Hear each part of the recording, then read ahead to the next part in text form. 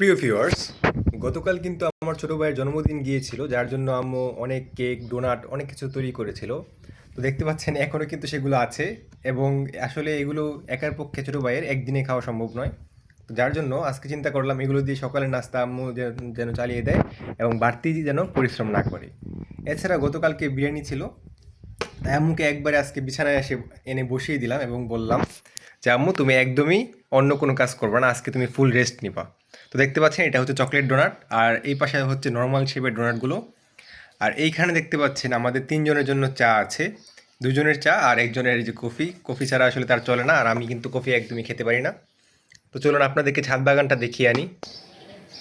তো এই যে দেখতে পাচ্ছেন এটা হচ্ছে আমাদের ছাদ বাগান, এই যে এই পাশে।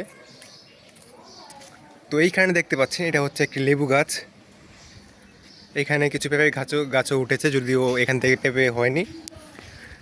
তো এইখানে দেখুন কিছু ফুল ফুটেছে, এগুলোকে বলা হয় টাইম ফুল বা পর্তুলিকা গাছ। বেশ, আমি কিন্তু এখানে জাস্ট একটা ডাল লাগিয়েছিলাম এবং এই একটা ডাল থেকেই এতগুলো ফুল হলো। এই যে ডালটা কিন্তু মেইনলি এই গাছ থেকে এসেছিলো, যদিও গাছটা এখন মারা গেছে। এরপর দেখতে পাচ্ছেন এটা কিন্তু পর্তুলিকার আরেকটা জাত। আর এইখানে আছে দুটো কাঠগোলাপ, এই যে দেখুন। তো ভিউয়ার্স, আজকে কিন্তু আবহাওয়াটা কিছুটা শান্ত হলেও দিনটা অনেক খারাপ। দিনটা তেমন একটা সুবিধা মনে হচ্ছে না, একটু পরে বৃষ্টি আসতে পারে। ছাদ বাগানের এই পাশে দেখতে পাচ্ছেন এই যে এটা কিন্তু তুলসী পাতা গাছ, এবং যেটা কফ সহ জ্বরের জন্য খুবই উপকারী। আমি দুটো তুলসী পাতা গাছ নিয়ে আমার আম্মুর রান্নাঘরের সামনে লাগিয়েছিলাম, যেন আম্মু সহজেই ছাদে ওঠা ছাড়াই তুলসী পাতাগুলো নিয়ে চা খেতে পারে। এটা অনেকটাই সর্দি কাশির যেমন উপকার, তেমন শরীরের জন্য অনেকটাই উপকার। আর দেখতে পাচ্ছেন এখানে কিন্তু অগোছালোভাবে বিভিন্ন জায়গায় গাছ হচ্ছে, বিশেষ করে তুলসী পাতা গাছটা কিন্তু আসলে ছড়িয়ে পড়ে। এই যে দেখতে পাচ্ছেন এটা কিন্তু পিছন দিকেও অনেকগুলো চারা হয়ে গেছে অলরেডি। তারপর এই যে দেখতে পাচ্ছেন এটা হচ্ছে কসমস গাছ। এই কসমস গাছটা বেশ লম্বা হয়েছে এখন। এখানে আম্মুর সেই শখের যে থালিটা কিনেছিল মাটির, সেটা ভেঙে এখানে রেখে দিয়েছি আমি। ভাঙার পর এখানে আর কি রেখে দিই। তারপর এইখানে দেখতে পাচ্ছেন এটা হচ্ছে নয়নতারা গাছ, যেটা একটা বস্তা থেকে উঠেছিল। এটা কিন্তু আমরা চারাটা লাগাইনি, এরপরও উঠে গেছে বস্তা ছিঁড়ে।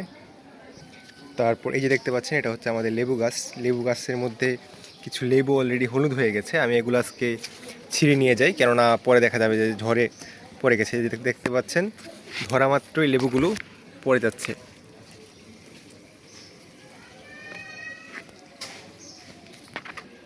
দেখতে পাচ্ছেন একটা মরিচও হয়েছে।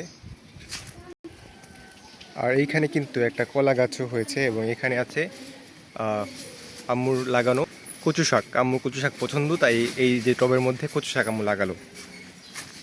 আর এখানে দেখুন একটা পেঁপে হচ্ছে। তো প্রিয় ভিউয়ার্স, আজকে কিন্তু ছাদ বাগান থেকে এই দুটো লেবু আর একটা কাঁচামরিচ পেলাম। এছাড়া অন্যান্য কাঁচামরিচ গাছও কিন্তু আছে। তো যেহেতু আজকের দিনটা খারাপ, আজকের মতো ভ্লগটি এই পর্যন্তই। ইনশাআল্লাহ আশা করি দেখা হবে অন্য একটি ভ্লগে। আজকের মতো এই পর্যন্তই। আল্লাহ হাফিজ।